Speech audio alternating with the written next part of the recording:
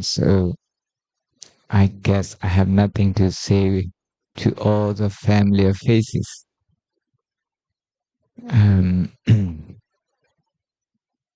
Sure to the point, I don't have anything on my mind, any specific topic to run throughout the course. But I'd like to share with you one thing that I've been working on. And you may take this as the focus of your practice. In Pali, we say Khanti, and people also understand this in Thai, or tone, or gran. But the translation looks very negative. Even in tone means something not easy, but you have to put up with that. Something not comfortable, but somehow you have to put up with it. You have to bear with that. That means you are not actually at peace with that. You're not at peace with that. So if you have to put up with somebody, usually in your mind is something wrong with that person. Not so much the way you look at that person. So let's take this retreat as an opportunity to work into Khanti, because in the Ovada Patimokkha, the Buddha, the first line, the most important one, said, Khanti Paramang Tapo Titikha. Khanti is the highest practice. So we like to talk about Vipassana, we like to talk about Mudita, about Karuna. But the Buddha said, Khanti. Khanti is the highest practice. So how to practice? I'm still exploring this. We can share what we are working on. At the beginning, when we start our meditation practice, we measure our mind with pain. We use the pain to measure our mind. Whether you feel good with your meditation or not, usually you use the pain as a standard to measure it. Or this session, no pain. I feel very good. I didn't have to move. So that sort of thinking, we used to have at the beginning. We use vedana or pain to measure our meditation practice. Actually, we use pain to also measure our mind. And we use pain to measure our happiness. Our happiness. You meet people, if they are the people who never give you any pain, then you think they are good people. If they cause you some upset, if they upset you, not good people. Not good people. So you measure even your life, you measure your society with pain. Of course, in meditation, it's more of physical pain at the beginning. More of physical pain. We struggle so much with that. 10 minutes, it looks so long.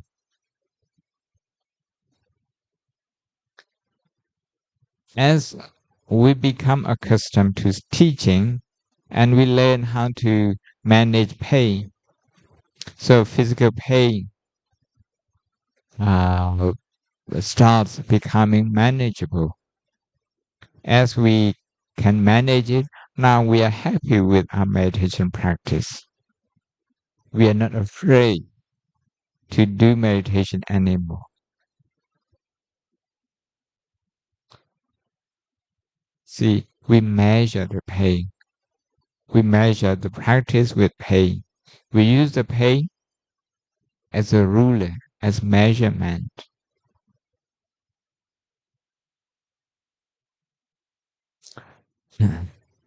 Some meditation teachers also say pain is the teacher. Pain is the teacher because they look at how we cope with pain, how we react to pain, how we respond to pain, how we look at the pain, our perception of the pain, whether that perception changes,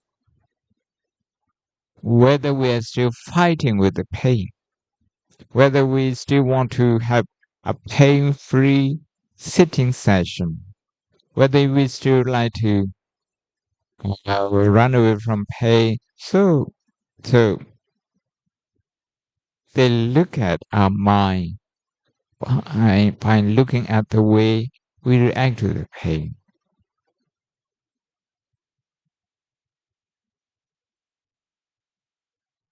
But in this session, I like to suggest that you use Khanti to measure your practice.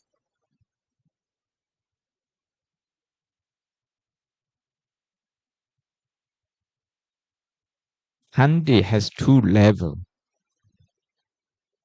I'm not speaking from the text. I have never seen this, and so don't ask me for reference. But one Khanti is similar to the way we understand in Thai or tone or gan. So you kind of grind your teeth.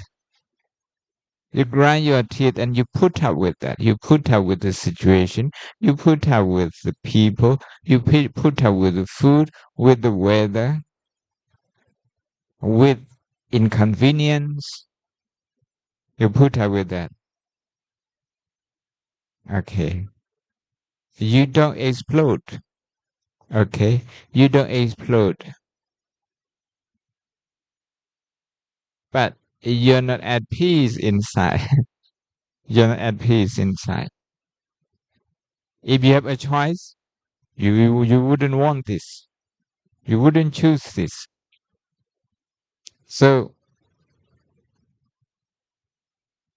you tolerate this. The word tolerance in English. My friend, my Austrian monk, whose book, okay, Ajahn Mui translated, he told me one day, this years ago, maybe 15, 16 years ago, he found the word tolerance to be very negative. And then he found in our chanting book, the translation Khanti Parami, I use the word inclusive Khanti, to think in terms of inclusive.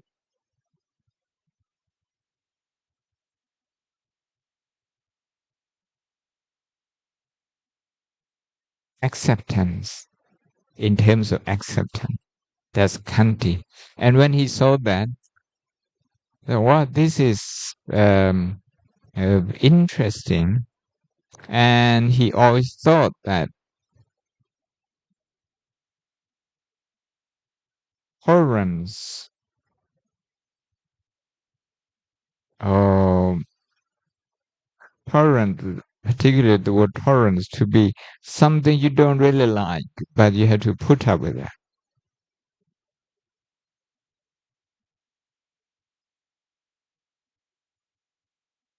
Mm. So that's one level of Khanti. The other level of Khanti is harmonious living, being in harmony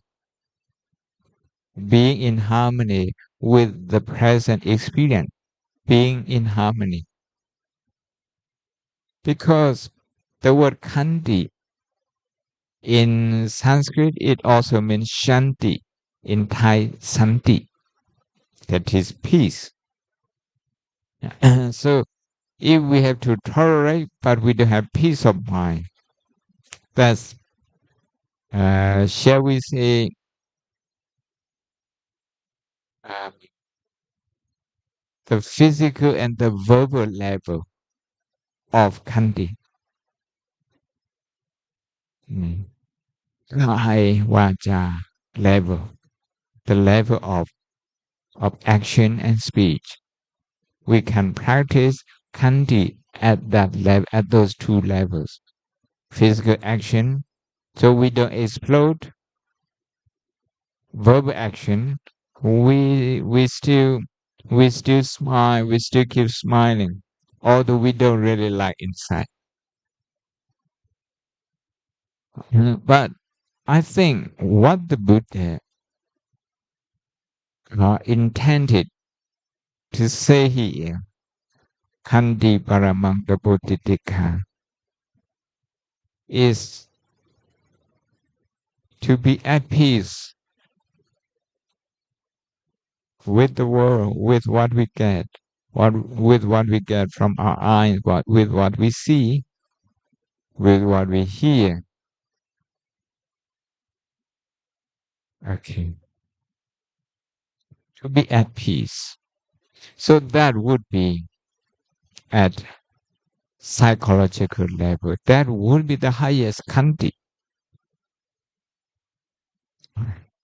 Here, there can be lots of misunderstanding. Okay, if I have Khanti, do I not do anything about something horrible, something that needs improving? Do I not do anything about that? Khanti doesn't mean I have to shut up. Okay. I like to bring you something you already know, something you know from your early days, childhood, about the life of the Buddha.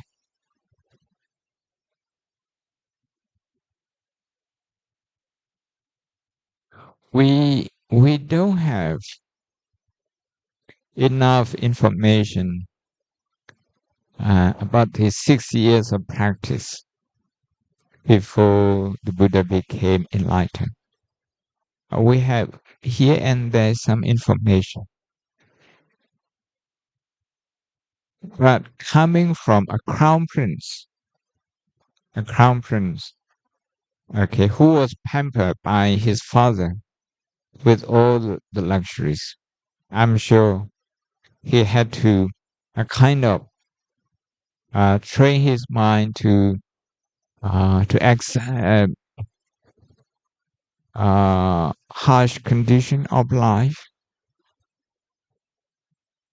uncertainty, because in the palace everything would be at your disposal.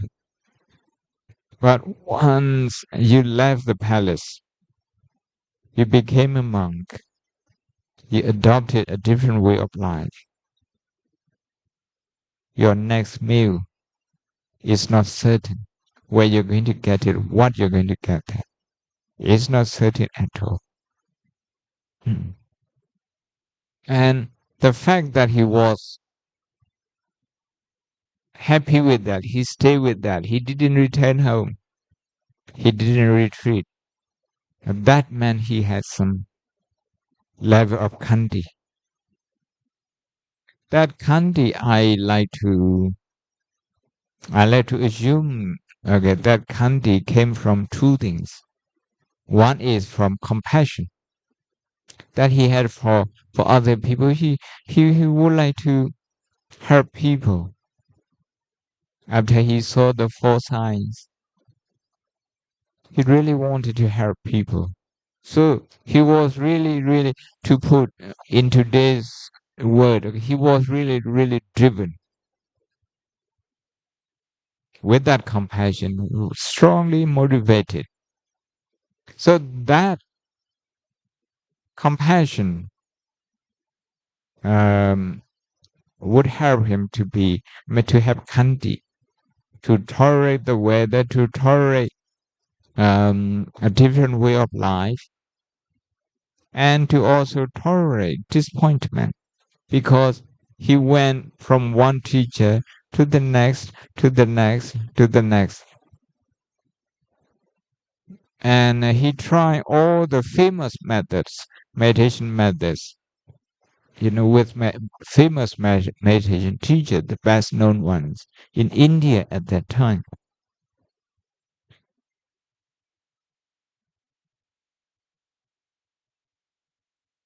So I like to look at his life as having Khanti as the basis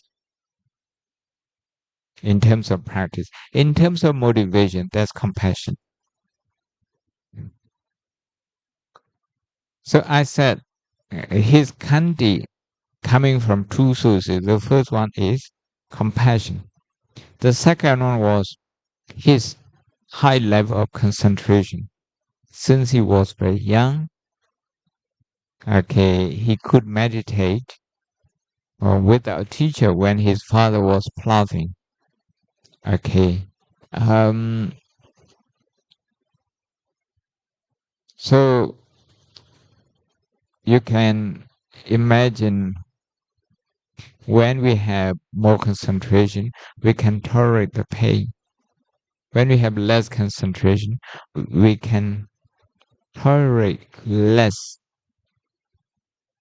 The same with people at work, with people in the society. When we have concentration, when we have peace of mind, we can take more of the nonsense. Okay. But when our mind is all over the places, our concentration is very thin. At that moment, we are so reactive. We are so vulnerable.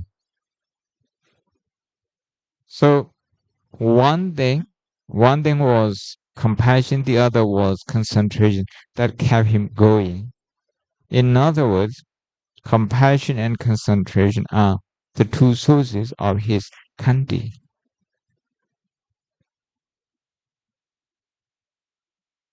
In practicing Tukara Karika, that's harsh practice, ascetic practice, the practice of Jainism, starving yourself, doing meditation.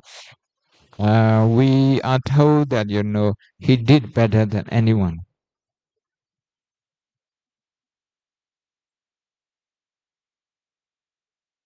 So physically, psychologically, you can see a very high level of Khanti, very high level of Khanti. Then when he found out that the harsh practice, the torturous practice, didn't lead him anywhere, he abandoned that. And what happened here is uh, the point in the life of the Buddha that really fascinates me. His five friends, Panchavakya, abandoned him when he started eating again. Okay, you were nearly there, you were almost there, now you start eating again. You disappoint us. Okay, we are very disappointed with you. You're not going to make it anymore. Okay, we don't think you are in the practice anymore. You're going back to your luxurious life. I think they might have something, they might have said something even better than this, and they left him.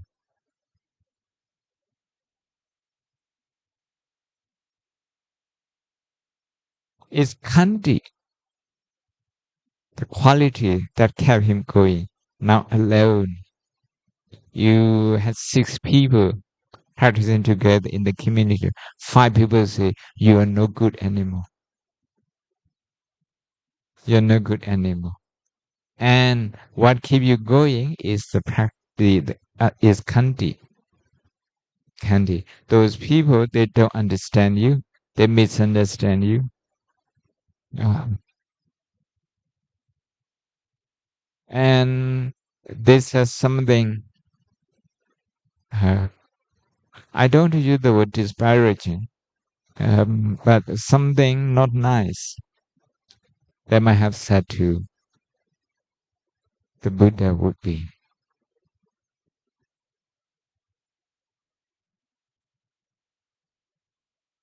if he had anger, it would be the lower level of Khanti.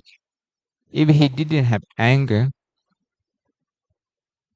if he was at peace with himself, and if he still had compassion towards them, if he still saw them as friends, as good friends, as good disciples, I think that would be a higher level of Khanti.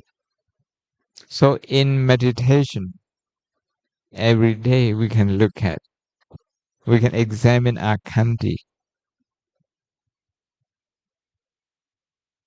starting from the pain, starting from sleepiness,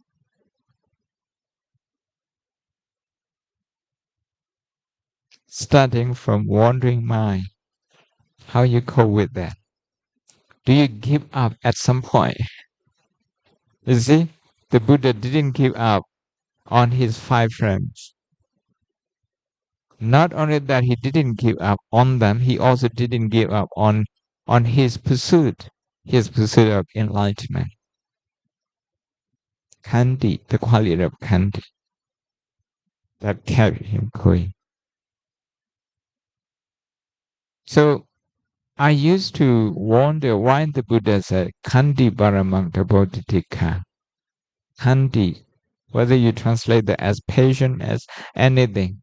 I use the word Khanti. Khanti is the highest practice. Where is the Noble Eightfold Path? Khanti is not there. Where is the Brahma Vihara? Khanti is not there. But here, the Buddha is saying Khanti is the highest practice. So we translate this into our practice. Sometimes when you go to bed, if you don't fall asleep straight away, do you get frustrated with yourself? Ngụt nghịt này? That's lack of Khanti. You see? Lack of Khanti. And when we eat, when we have meal, um, oh, we have our own favorite taste. And when we have to eat something not our favorite, perfectly healthy, perfectly nutritious, but not our favorite taste, you can see the mind is speaking subconsciously. The mind is saying something. So by observing that mind,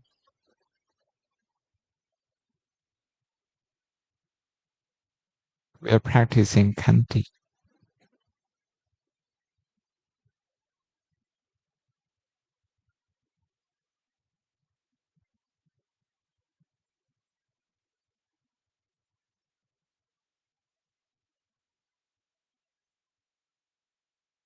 We drink water, sometimes not hot, not warm enough, sometimes not cold enough. Sometimes, okay, we have the juice. Something is missing, something is there. That kind of thing is a very common experience. Common experience. So if we can observe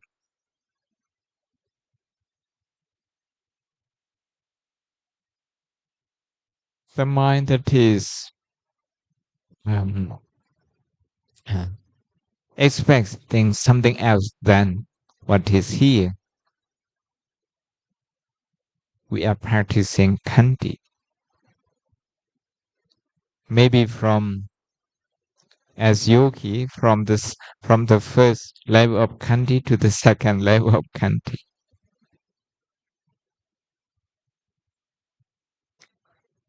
Um, and that is why,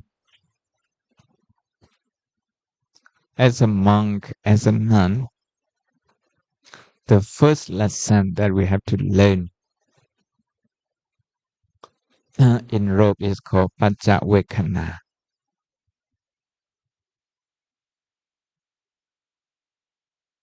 The purpose of clothing, the purpose of eating, the purpose of sheltering, the purpose of medicine, what we call Pachayasi. Lay people also have Pachayasi. You need it. You need clothing, you need food, you need shelter, and you need medicine. Same. But being a monk, we have to remind ourselves of the purpose every day. This is an everyday business, everyday practice. Okay. I wear the robe or I use the shelter, the building to protect myself from the weather. There's heat and cold. And also to protect myself from not big one, from small insects. And to protect myself uh, from indignity, that's it, from shame, you know, if we don't have anything on ourselves. So to reflect on, to remind ourselves on those things, on those purposes, that is to meditate on those purposes on daily basis.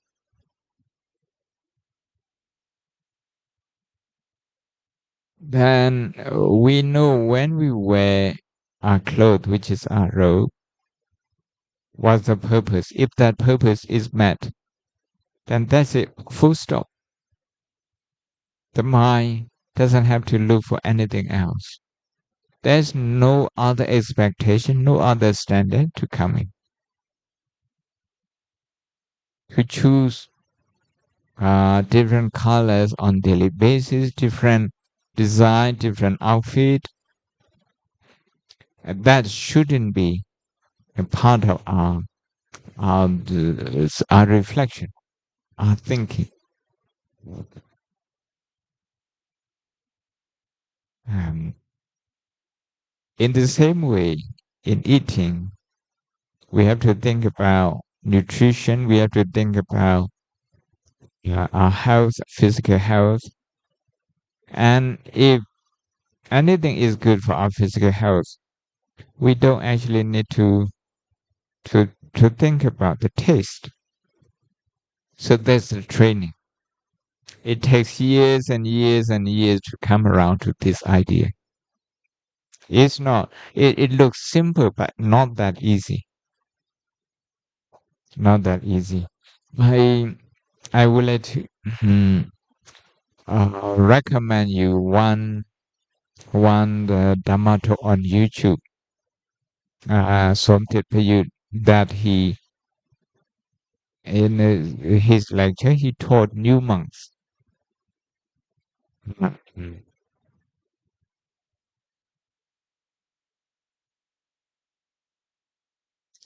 ฉันด้วยปัญญาฉันเพื่อปัญญา That's is the topic that I'm talking about. Not just for the new monks, but for every monk. You may have heard of the Pali chanting Padisankhayo Niso Pintapadam Padisewami. So before the monk eat, in some temple they would recite that. But in the evening, we say that. We say that it's the four short stanzas. So having the right attitude help us, okay, to have Khanti, to have Khanti. If our mind is competitive with other people in terms of clothing, in terms of what we wear, what we use, the car we use, the places we go on holiday. So um, the society is always in competition since the Buddha's time up to now. People just compete on those things. If our mind is on those things, it's unlikely that it will help us develop Khanti.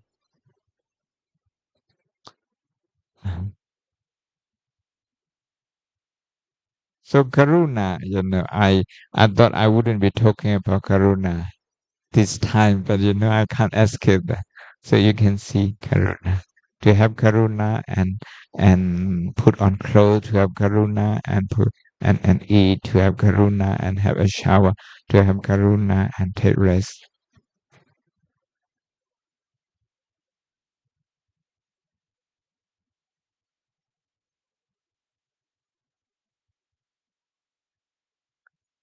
On the night of enlightenment, the Buddha said the whole night.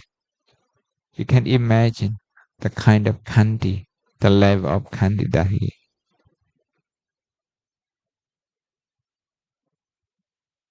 And after that, we were told that he stayed at Bodh Gaya for 7 more weeks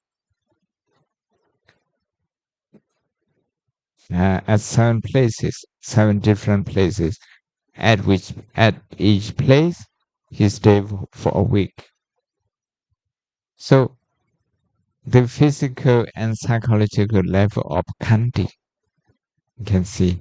If you are not perfectly in harmony with the present moment, okay, um, I can't, I can imagine him doing that.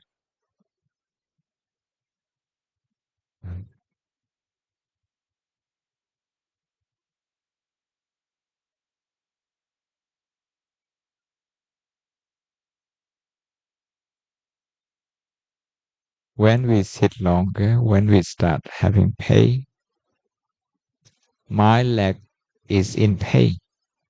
You can see the way we perceive it. My leg is in pain. We already personalize it.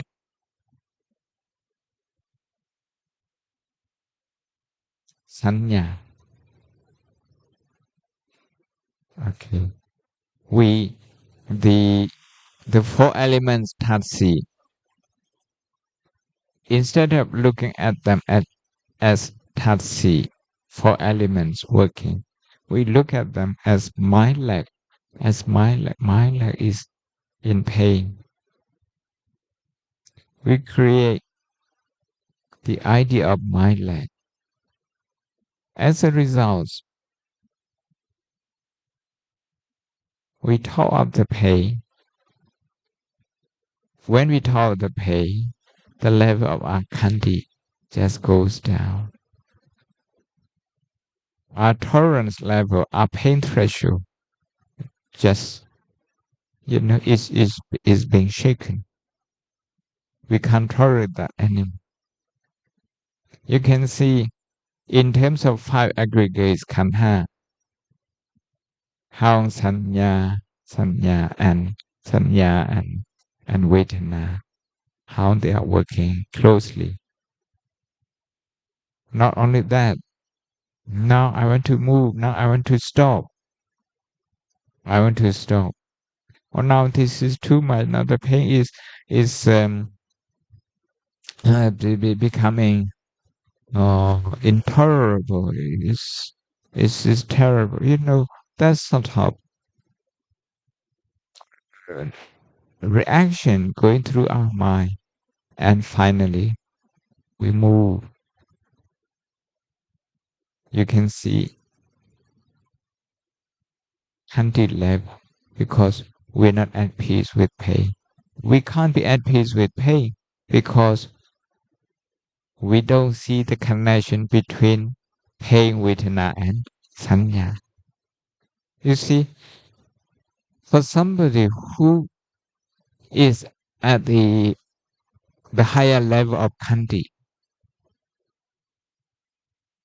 they are perfectly in harmony with the working of the five aggregates. They are not fighting with the enemy.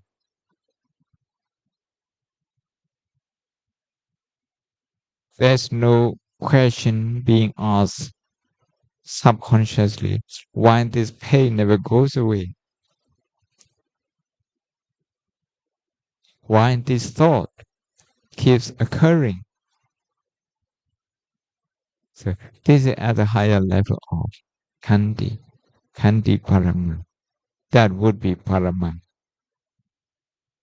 That is supreme level of concentration.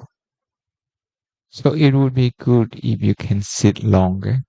When you walk, if you can walk longer. Um, for the sake of discovering, exploring Khanti. Khanti. What you should do then is in bed, on a chair, walking, from time to time, check your mind. If your mind is uh, experiencing Khanti or lack of Khanti with the body, If you are frustrated, if you want to do, okay, when you are sitting, if the mind is thinking about something else and wants to do something else instead of sitting, then if you watch that mind, in that watching, in that observation, there is Khanti already. Khanti already.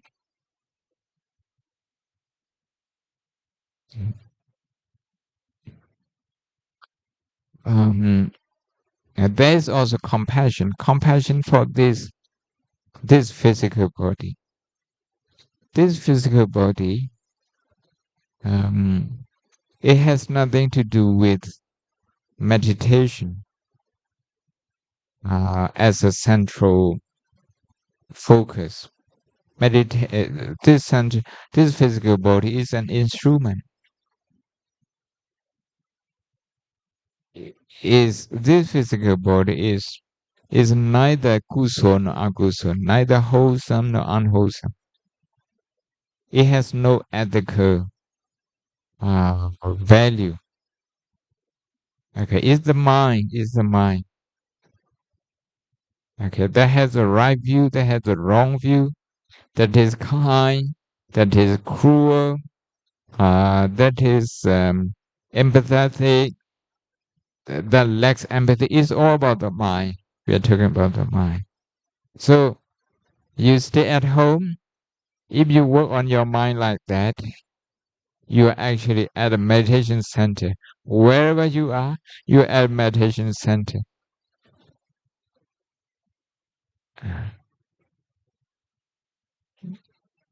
So Khanti. Okay. You look at yourself when you do, starting from the time you get up, um, whether you have Khanti with these five aggregate, with these with this kantha, whether you have patience with this, or whether you want that to be something other than it is, other than the way it is. If we want it to be the way other than it is, we want to get something else, want to achieve something that shows impatience. The Dhamma is already here. Okay. All we need to do is to be patient, to have Khanti, and then we will see. Being at home, you might see faster. Okay. Share with us, okay? If you see quicker than us, okay. I offer this as as reflection for your reflection, as a beginning point. So just Khanti, Khanti, Khanti.